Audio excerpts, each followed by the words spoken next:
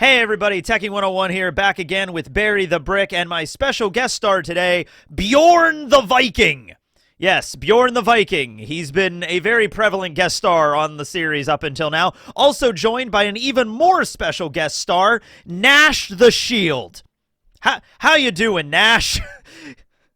Wow, that's fascinating. Okay, so we have a little bit of a final battle seemingly gearing up in One Piece right now. Things are getting kind of crazy in the Sun Lair right now.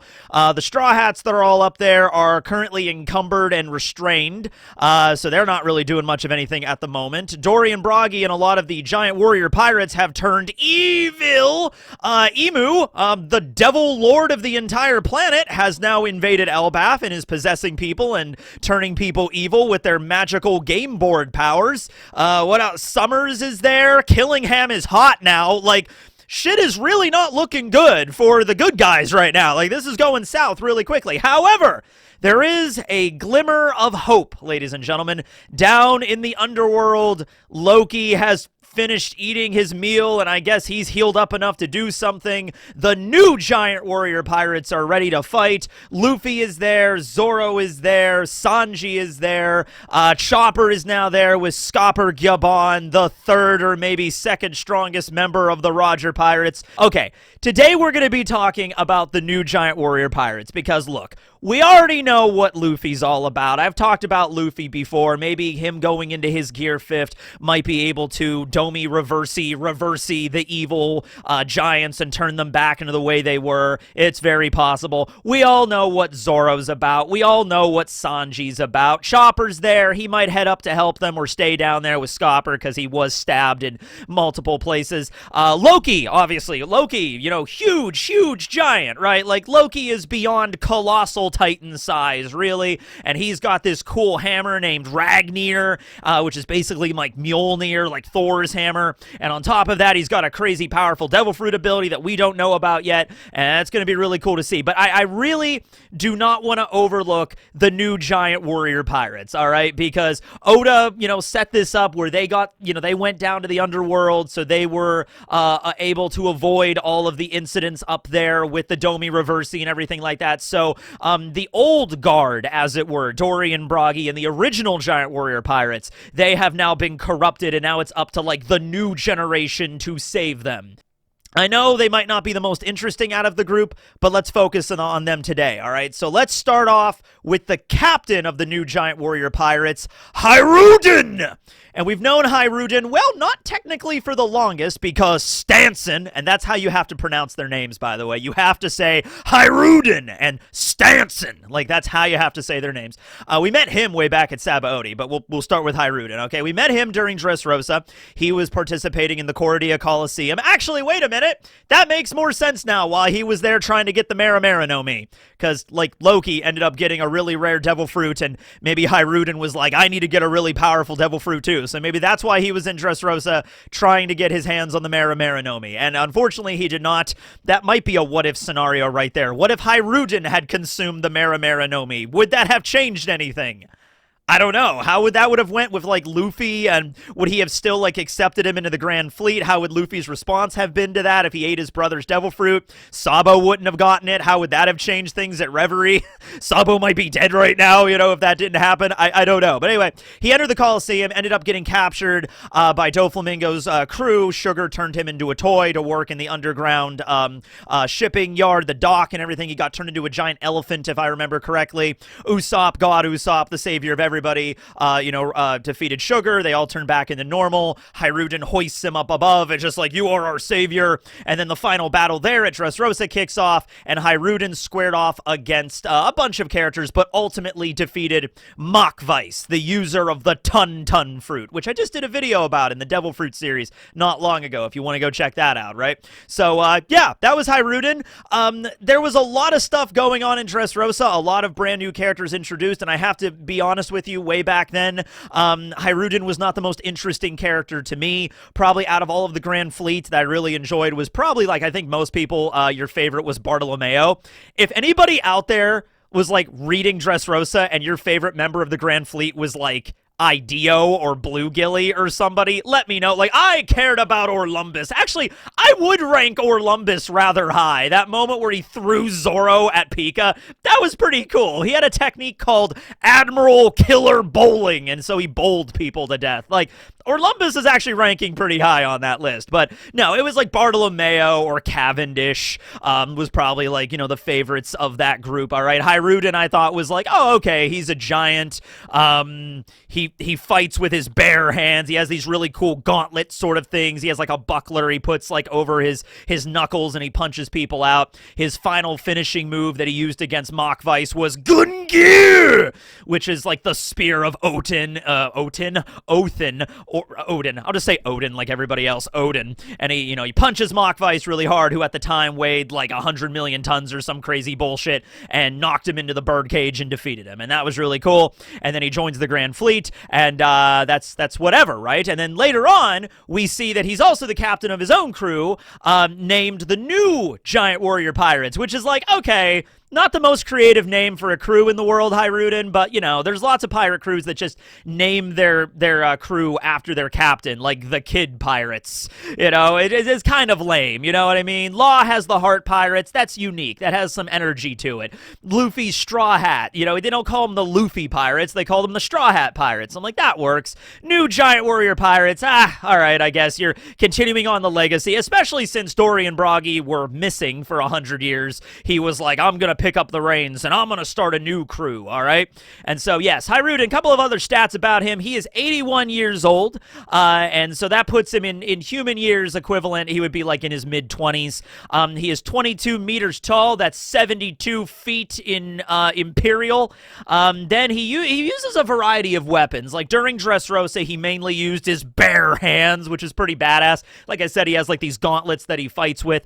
But he also uses a broad axe. We see that in one of the cover pages, and I think he also used like a club at Dressrosa 2 at one point to fight with, okay? But, you know, he's a versatile, he's a fighter in D&D. He just picks up any weapon. He's a one-man army, all right? We find out a little bit more about him when we do get to Elbaf. We learn about his dad and his mom, actually. We learn that his father is King Harald, so he would be the prince of all of Elbaf, right? Wrong, because the way that Elbaf works kind of is Hajrudin's mom was not from that country originally. She came from another land. There are giants that live in other countries. They don't all originally come from Elbaf. Well, maybe if you trace their lineage back, like, you know, many hundreds of generations, maybe eventually they all come from Elbaf. But there are giants just like Saul. Saul was not born on Elbaf. He didn't grow up there. He grew up somewhere in the South Blue, I believe. Same thing with Hajrudin's mom, and King Harald fell in love with her, and they got married, and they had Hajrudin, but because Hajrudin's mom was not royal family of Elbaf, I guess, or was not native to Elbaf, he is not considered the true-born heir of the throne. He is not considered the true prince, okay? Something that was actually very interesting, there was a comment in one of my videos talking about Mosa, and it was discussing, hey, what if Mosa, the mysterious pen pal that Loki is talking to, what if that turns out to actually be Hajrudin's mom? Because from what we learn, Loki and Hajrudin, they share the same dad, who was King Harald. They had separate mothers. Loki's mom died shortly after Loki was born. I'm not sure if it was due to complications of the birth or if she died of like natural causes afterwards, if she got sick or something else happened, but Loki's mother did pass away. Hajrudin's mother, from what we understand so far, is still alive. Whether or not she's living on Elbaf or somewhere else in the world, maybe she's in the Heaven Lair, I don't know, but she should still be alive, and so that would be very, very interesting if it was Hajrudin's mother that was the pen pal of Loki, and because Loki didn't really have a mom growing up because she died when Loki was so young. So I don't know about that, but I kind of like that theory, and I want to see where that sort of goes, right? Okay, so we learn a little bit about this. We've yet to have like a super proper backstory with Loki and Hajrudin. We've seen some flashbacks with them. We see Harald talking to his sons, like, you both need to get along and eventually take over from, you know, take the throne from me and eventually rule over Elbaf, and you guys are going to be good kings and stuff like that. Loki beat the crap out of Hajrudin growing up, so there's maybe some issues with that. You know, there's a very strained relationship. All of the giants had sort of demonized Loki at this point. Hajrudin is sort of in that same camp, to be honest with you, although he has a different approach to it. A lot of other giants are just like, oh, Loki is like the shame of Elbaf, the demon that has come to like ruin us. Hajrudin and Gerd and Goldberg and Rode and Stansen, they all grew up with Loki. They were all around the same age as him, and so they played together as children, and so they know more full on like how Loki really is, all right? So Hajrudin was kind of talking to the Straw Hats of like, listen, you can't free Loki. Look, it isn't just some exaggerated thing that the people of Elbaf are saying. No, he really is like a horrible person, all right? So we're going to find out a little bit more about that. In the last chapter, it was like Loki was like, hey, if you want to hear about what happened with our father, then get down on your knees, Hajrudin, and then I'll tell you. And Hajrudin's like, I'm not doing anything. You killed our dad. And so Loki's like, whatever. You're so serious about this. You're always going on about this. So it's a strained relationship, if nothing else, okay? But he's a tough customer, right? Like, I'm sure he's capable of using armament hockey, and he's the captain of a crew, so he was able to get together that group of pirates, of giants, mobilized together under that banner, okay? So that takes some leadership skills. I want to see Hajrudin do something really cool here. I mean, he has to have a moment. If he's going to fight against anybody, I feel like it would have to be either Killingham Summers, or maybe even he gets a shot at Emu directly. Maybe he goes for it, right? Like, they all get up to the sun lair, and they're all at like different locations. Like, all right, who are we fighting against first? And what if Hajrudin, you know, he like cuts down a bunch of the MMAs against the nightmare creatures easily, and then Emu's right there, and he's like, all right, I'm going for it, right? And he hockeys up his broad axe, and he brings it down, and we'll see what happens, right? Probably not, because that's probably going to be the enemy Luffy is going to fight, obviously. But even so, it would be really cool to see him fight and defeat maybe Summers, for instance, okay? And like avenge Robin and Gabon or something like that. That would be cool to see, right? The way I'm looking at this right now is I can actually see Hajrudin becoming the Odin archetype in One Piece. Like, at one point, Hajrudin in this battle that they're about to, you know, take place, loses an eye. He loses an eye. And then at the end of the battle, after everything in Elbaf occurs, if there still is an Elbaf after all this, maybe it doesn't happen until the epilogue, Hajrudin becomes the new king, because it's very clear that Loki is not going to be a good king. Loki doesn't want to be the king of Elbaf. He kind of wants to destroy all of Elbaf. And, you know, after Dory and Bragi are returned back to their good selves, they don't want to be the kings. So the only person that really makes the most sense is Hajrudin. All right. And so he's going to have, like, he's going to be missing an eye like Odin did. And I could actually see an epilogue like several centuries in the future where Hajrudin is like this old, wizened man. You know, he has the long flowing beard, the eye patch, the ravens on his shoulders, and Hajrudin becomes Odin. This is Odin the younger years, as it were, maybe. Which means we need to see some really cool shit with him. And he had a technique, Gungnir, which is Odin's spear. So, like, let's do some cool shit with this. Absolutely. That's Hajrudin. Next up, we have another giant that well acquainted with from Big Mom's flashback. We have Gerd. Gerd is 75 years old, and she is 17 meters tall, so that's about 55 feet 9 inches tall, and her primary weapon is an axe. Her design is based pretty much off of this prototype design that Oda had for Nami way back in the day, where Nami was going to have like a mechanical arm, it looks like, and use an axe, and so just repurpose that for Gerd. Gerd does not have a mechanical arm, but still looks pretty badass, right? Okay. We meet Gerd as one of the best friends of Charlotte Linlin when Big Mom was growing up in Elbaf with Mother Caramel and the Lamb's House. We see Hajrudin in that backstory too, although he's only there very briefly. He was like training to become a warrior. We also see Stansen way in the background too during that flashback. I'll get back to Stansen in a moment. But yeah, Gerd was best friends with Big Mom, and even like now when the Straw Hats arrive, she's sort of like, you did lament that a little bit. She was just like, you know, it was really sorry about what happened with Linlin. You know, we were friends growing up, and she wasn't really that bad of a person back then. You know, she didn't know her own strength, and you know, you could definitely argue like her hunger pangs, even like that's the cause of like something else going on with her that's not really her fault. Like, even after she was done with the hunger pangs, she didn't have any idea what was going on. She literally loses herself in that rage. Okay, a lot of people didn't understand understand that about Big Mom and just immediately was like, oh, she is the #1 enemy of Elbaf. We need to kill her. We need to eliminate her. It seemed at least Gerd understood Lin Lin a little bit better, but that was the stuff that happened when she was a child that you could sort of excuse. Then over the years, she becomes an extraordinarily powerful pirate, a Yonko, and then commits horrible acts of evil all across the sea. And Gerd eventually ultimately thanks the Straw. It's like, hey, thank you for, defeating Big Mom. It sucks about it because we were friends and all, but like, it had to be done, sort of a thing, like considering all the stuff that she ultimately did to Elbaf, considering all the stuff that happened with Elbaf, and we're actually going to get to that when we're talking about Goldberg's past, because there's something that ties in there too. But yeah, Gerd seems to be a very nice individual to all the humans, unlike some of the other giants like Road. Gerd really likes humans. She's like, oh my god, you guys are so adorable. This is great. I'm not like Road. I won't trap you in that creepy Lego castle of his. You guys are great, And so Sanji enjoys himself. Sanji's having a great time, right? So Gerd is also the doctor of the crew, and so she has a lot of medical knowledge. We see her treating the guards at Aras Castle when they get brought to the village. They also go down to the underworld, and she treats Loki. That alone should show you something.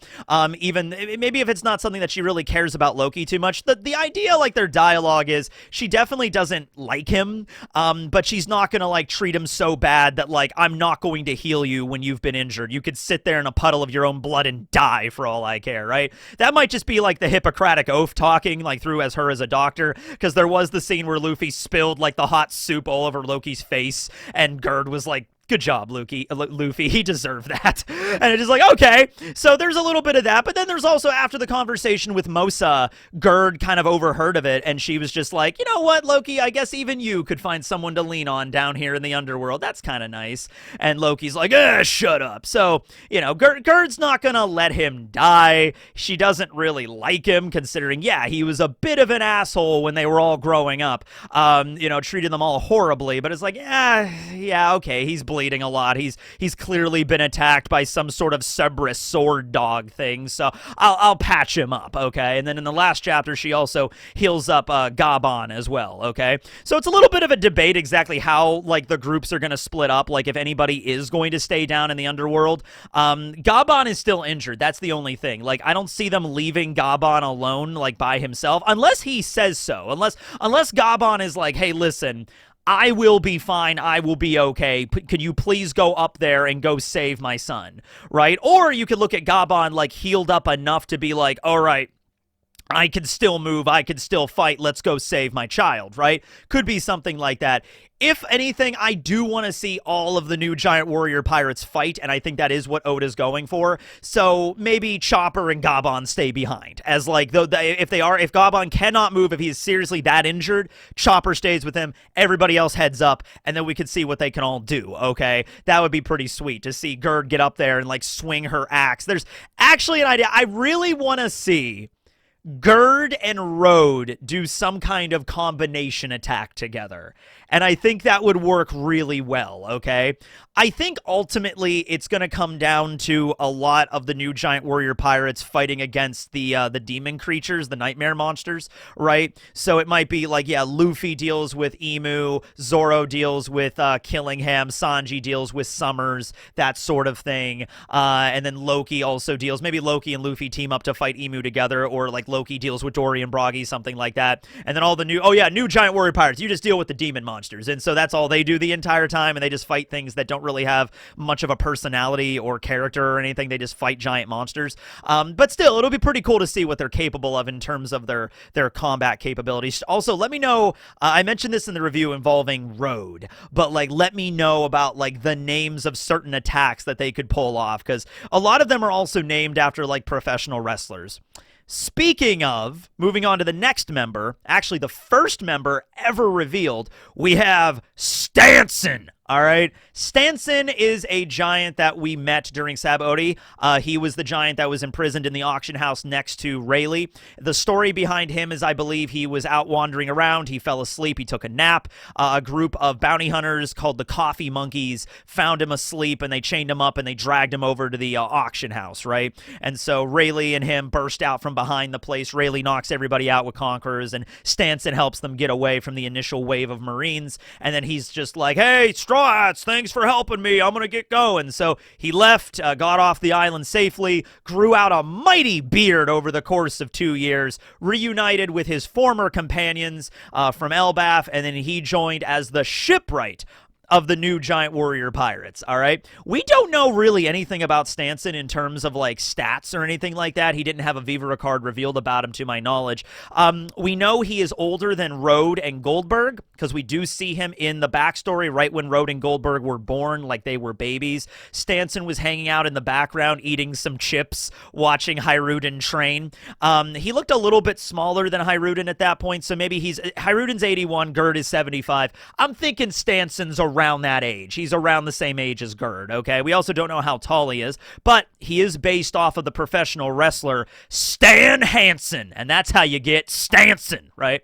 He uses a big giant hammer, which is probably useful given the fact he's a shipwright to build their ship, but also just to pound people into the ground, all right? So I can't wait for Stansen to bust out that hammer, all right? That's going to be pretty fun there. I don't know. We don't actually, it's interesting considering we've known him the longest technically, but we know like the least about him really. Like we don't know much about his backstory. Like he was in the past with Hajrudin and Gerd and with Big Mom, but like he didn't really do much. He didn't say anything. He was just there. And all the other little flashbacks we've gotten with like Hajrudin and Loki, he wasn't there at all. So yeah, he's just a big giant with a dad bod that likes to nap.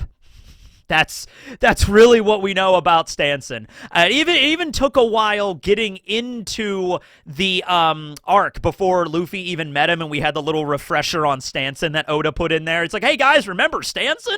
It's like, well, I do, but maybe other people don't, right? You know what? In lieu of that, I will talk about that other thing involving the new Giant Warrior Pirates. They joined up with Buggy's Delivery for a little while. They were actually a mercenary group, I guess, before they were proper pirates, working for Buggy's Delivery when he was a warlord of the sea, right? And they were like the top level group in that organization. They were the S-class level mercenaries, right? And then after the events of Dressrosa, that is when Hajrudin, I guess, decided as the captain, like, hey, we're leaving Buggy's Delivery. We're an official pirate crew now. I'm not sure if they were a pirate crew then or if they were just a mercenary group or whatever, but he's like, no, I met this guy named Monkey D. Luffy at Dressrosa, and he saved me. We're leaving Buggy's Delivery. We're being the new Giant Warrior Pirates, and we're going to go out there and can finish off their legacy or whatever the hell, right? And so Stansen was a member of the crew at that point. He met up with them and all joined up, okay? That was the idea, right? Okay. Next up, we have Rode, or Rodo, depending on a Rolo, maybe. The little candies, the Rolo candies, you know those things? I don't really care for them very much, right? Those are what, caramel, toffee? Either way, I don't really care for caramel or toffee very much. What's your least favorite kind of candy? All right. So anyway, Rode. He is 63 years old, same as Goldberg and Loki. They are all the same age. They were all born around the same time. Rode is named after the Road Warriors, most likely. And his weapon, as befits an otaku, is not a hammer or an axe, but a katana. Ah, yes. Lovely polished Japanese steel, the cursed blade Muramasa. Actually, this one is Gamuza. This is Neliel's Zanpakuto from Bleach, actually, I think. Yeah, so at any rate, that's his character trait. He's an otaku, and he captures the Straw Hats during the beginning of Elbaf in that weird introduction we had, which feels like a million years ago at this point, even though it was just like 20 chapters ago, when the Straw Hats get picked up by his large crow companion, Mugen. It's like Hunin and Mugen are the names of Odin's crows in Norse mythology. So this one is just one big giant crow with a skull helmet named Mugen, and goes and picks up the Sunny, which just stop for a moment and understand how big that crow is. Probably a raven. Yeah, because they're ravens, not crows. Sorry. How big? Ravens are way bigger. If you've ever seen a raven compared to a crow, they're huge, right? That Raven is about the size of like Vega Force 1, to give you an idea for scale here. It's huge. Drops it off, and then that's when Rode gassed the Straw Hats and creepily put them in his Lego model city, okay? So, I forgot to mention that Gerd also has an animal companion named Piper, who is an owl. So Gerd has an owl companion, and Rode has a raven companion. Goldberg also has a companion. So we just have Stansen and Hajrudin that are lacking familiars right now. I kind of want Stansens to be a dinosaur, because there's lots of dinosaurs and mammoths and things stomping around Elbaf. A mammoth would be awesome. Let's go with that. Stansen's animal companion, like his mount, is a mammoth. And then what would Hajrudin's be? You know what? I'm not sure how this would work, but it's One Piece, so why not? A dragon. He gets a dragon, right? He rides the Jormungandr. Actually, the Jormungandr and the Needhog exist in the form of, like, the nightmare creatures.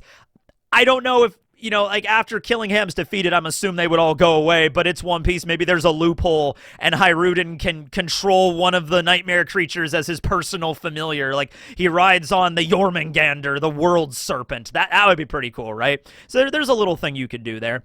Rode's personality, from what we learn about him, is pretty shit. All right, he views human beings as nothing more than just dolls or decoration in his little house, and the reason why he captured the Straw Hats and he put them in there, even though he knew who they were, was because it's like, hey, you know, our captain Hajrudin said we worked for you guys. Now I disagreed, because you humans are inferior. You know, we are giants, we are bigger, we should be the ones calling the shots here. So it's interesting, because like, you think about it from any dynamic of a pirate crew, you know, the captain gives an order, and Rode is essentially being like, yeah, I don't care about your order, I'm not following that. Under any other circumstances, Rode would be kicked out or severely punished. I guess, you know, he was like crucified by Gerd and Goldberg and brought to the feast, and he was all bloodied and bleeding. So yeah, I'm assuming he did pay a price for that. He definitely did. He got his ass kicked for that, right?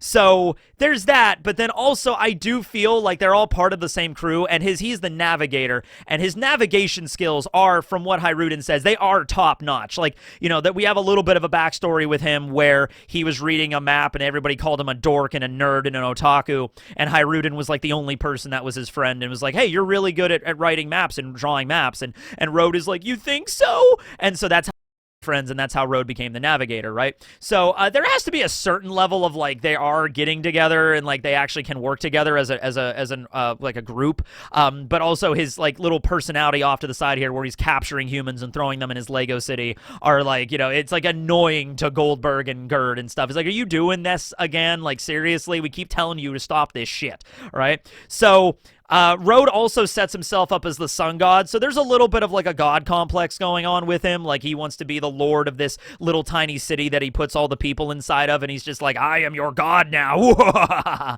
until the Straw Hats and the rest of the giants put him in his place pretty quickly.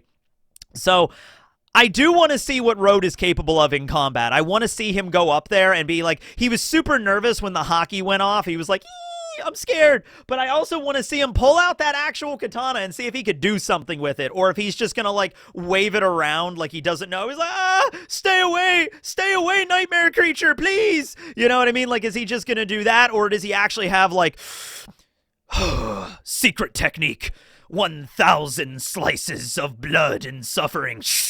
You know, like cutting up all of the different, you know, nightmare creatures at once, and they all like explode as he sheaths his sword. Like, this is my Iaido technique. You know, giant fountain of blood behind him. Like, maybe, I don't know, maybe he does have that or something, right? Who knows? But yeah, that's Rode. Then finally, as the last member, we have Goldberg, and he is also 63 years old, and he is named after Bill Goldberg, and his shield, a homie Nash, is named after Kevin Nash. All right, so Goldberg's primary weapon is a iron kanabo. Anybody that's read Wano probably knows that weapon pretty well at this point. It was Kaido's weapon of choice, Hasaikai, and then Yamato's weapon of choice. I actually forget the name of Yamato's kanabo. It does have a name. I'm blanking on it right now. But anyway, yeah, a big spiked iron club that he swings and hits people with, okay? He is the chef of the crew, and he's a pretty good chef, too. He knows where to collect all the various fruits and vegetables and tubers and everything like that exists in Elbaf and cook it up into a really delicious stew. He's the one that prepared the stew that Luffy subsequently dumped on Loki's face, okay? So there's that. The most interesting thing about Goldberg, though, is not his culinary capabilities. It is his shield. And I made a whole dedicated video to the shield, but let's just talk about it a little bit here. So back when Goldberg, I guess, was just a child, his father went out to sea in an expedition to go and defeat Big Mom. This makes sense given the fact of all the stuff Big Mom does, and I think right when maybe Big Mom was rising to power, so this probably wasn't immediately after the events of the Semla incident where Yorl died and everything like that. This was probably like a few decades later, right? This is like Goldberg is probably like a teenager at this point, and Big Mom is just starting to build up her evil pirate crew, the Big Mom pirates and everything like that, and the Giants are probably like, we have to stop her. You know what I mean? We cannot let this go. You know, what happened here, you know, back in the day when she killed Yoro and she burned an entire town down, like we knew she was going to be trouble. We have to go deal with Big Mom now. So we have Goldberg's father, along with a bunch of other giants that formed this expedition to go fight Big Mom. We don't know if Goldberg's father was like the leader of that expedition or if he was just a group that went, but he also went with a shield. It was not animated at the time, but he has a shield, okay? So they all went out to sea, out to war, and then it didn't go well. From what we understand, did not go well. There might have been some survivors. In fact, there had to have been some survivors to, I think, bring the shield back to Elbaf, but a lot of people died, including, I'm assuming, Goldberg's father, okay, died in the process right there and only brought back like the scraps and the bodies and everything like that of what was left of them, right? Big Mom just absolutely decimated that group of giants, okay? So the shield was brought back, though, as a homie that was animated with the soul fruit of Big Mom, all right? And is now the companion of Goldberg, and they fight together, and he is capable of enlarging himself. There was a moment where a giant dinosaur was trying to bite Goldberg, and then the shield grew and then bit into the shield, and then the dinosaur's teeth all shattered for how thick Nash was, okay? So very effective as a shield. Also has the personality and like talks and communicates with everybody like, hey, everybody, I'm Nash, I'm the shield, and also knows a lot about like the other homies, like knew about Zeus being one of the top level homies of Big Mom's soul powers, and it's like, oh, you guys know Zeus? Yeah, he lives in our navigator's magic weather rod right now. And he's like, oh my god, what? He's your servant? How does that work, right? So yeah, that's Nash. Now, it seems to me, it seems pretty obvious, actually. The soul that is probably most likely animating Nash is the soul of Goldberg's father, because we know that when Big Mom takes a soul out of somebody and throws it into an animal or an object, they don't retain the memories from when they were alive. They are still in there, though, because Pudding was able to use that technique, flashback fill, where she was able to, you know, affect all of the homies in the seducing woods, and they were able to remember very briefly, like, what their lives were like before they were turned into a homie, right? So the memories are still in there, but they are buried, okay? So I like to think of this as, like, Goldberg's father was going off to war, and Goldberg was like a little kid at the time, and he's like, don't worry, I have the shield, you know, we'll be fine. And so maybe Goldberg looked on his father's shield like, oh, that's dad's, like, that's what he uses, that's what his shield is. And so he goes off to war, they come back, there's his body, he's dead, and it's like, oh no, dad, you know, he's dead, but the shield is there. And then all of a sudden the shield just starts waking up and talking to Goldberg, like, hey, Goldberg, I'm Nash, the shield, how are you doing? It's like, I'm okay, my dad died. It's like, well, it's okay, we could be best friends, right? And so even though he doesn't have memories of being Goldberg's father, there's still something there of like, hey, I need to be friends with Goldberg and I need to watch over him. That would actually be really, really touching if that was what actually happened, like how it turned out. If there's any way Goldberg could ever find out about that, if that is the case, I mean, it would have to be, we know there is a mechanism, but you'd have to use Pudding's Devil Fruit in order to use it, and she's not around right now. Maybe there's another way to find out. I'm not really sure. But that would be fascinating. If Big Mom ever shows up, I mean, this is an Elbaf arc. There's kind of a debate whether or not Big Mom's going to get involved or not. But if Big Mom does get involved, she could show up and be like, she's like, oh, yes, that shield. I killed that giant that looked like this, and then put his soul in the shield as a joke. And then Goldberg realizes that was my dad, you know, or something like that. Like, Nash, you're my father? Like, I am? Something like that. I don't know. But yeah, it's an interesting dynamic between the two, even though we know very little about Goldberg himself and more about his Shield is more the interesting thing there, right? Anyway, those are the members of the new Giant Warrior Pirates, beginning as friends, then mercenaries on Buggy's crew, then turning in their resignation letters to Buggy. He was very upset about that, and now their own pirate crew. Are they going to be able to save the day? Let me know down below on some stuff. Who is your favorite member, and who do you think is going to have a cool combination attack? If they have like a that combo attack that all the Jerma do together, that was pretty sweet. Maybe they could have something like that because there's only 5 members, right?